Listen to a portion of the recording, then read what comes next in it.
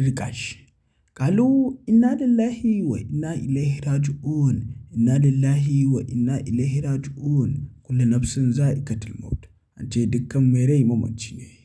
Yayin da aka shiga gidan wani bawan Allah aka tattare iyalansa gabaki ɗaya aka kai su cikin daji, ake cewa sai ya kawo biliyan 100 sannan za a saka mai iyalansa.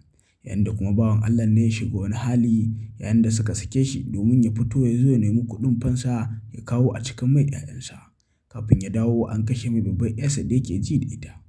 Yanzu kuma a gaban 'ya'yansa aka kashe wannan yayar tasu, su rasa inda za su sa kansu.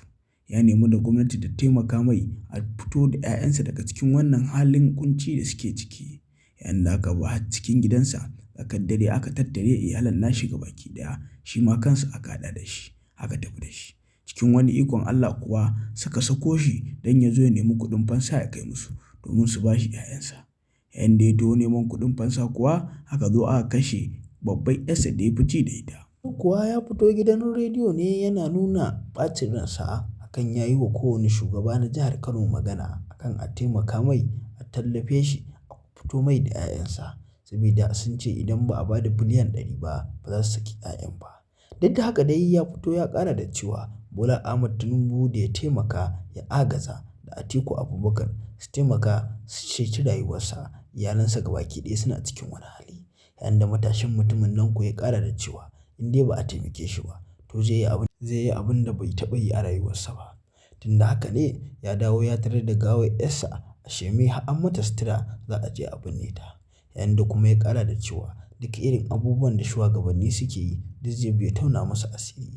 Tun da ga shi dai ana gani an zo an kwashe mai iyalansa har gida, an kashe mai babbar 'yarsa da ya fi ji da ita.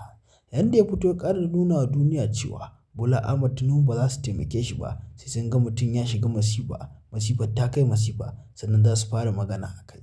Yanzu kuma Hafiz Fulani ya fito yana ƙin amincewarsa akan irin abubuwan da ya samu wannan bawan Allah. Yayin da ya ce ya kamata shugabanni su shiga wannan rigimar saboda a taimaka a fito da bawan Allah nan iyalansa. Duka dai iyalan gabaki ɗaya suka tattare suka tafi da su domin idan ba a ba da kuɗin fansa ba, ba za su saki wannan iyalan ba. Matashin dai ya ƙara da cewa ya kamata a ce shugabannin ƙasar nan su shiga rigimar nan saboda a taimaka a fitar mai da iyalansa daga cikin wannan masifa da suke ciki. Duk dai irin abubuwan da suke faruwa, mutumin ya ce shi bai taɓa ganin jalala da masifa kamar ta wannan shekarar ba. Ya za a ce a shigo min har gida a tattare iyalaina gabaki ɗaya a tafi da su, wai sai na ba da biliyan 100 za a saka min iyali. Yanzu kuma sun kashe min babbar 'yarta.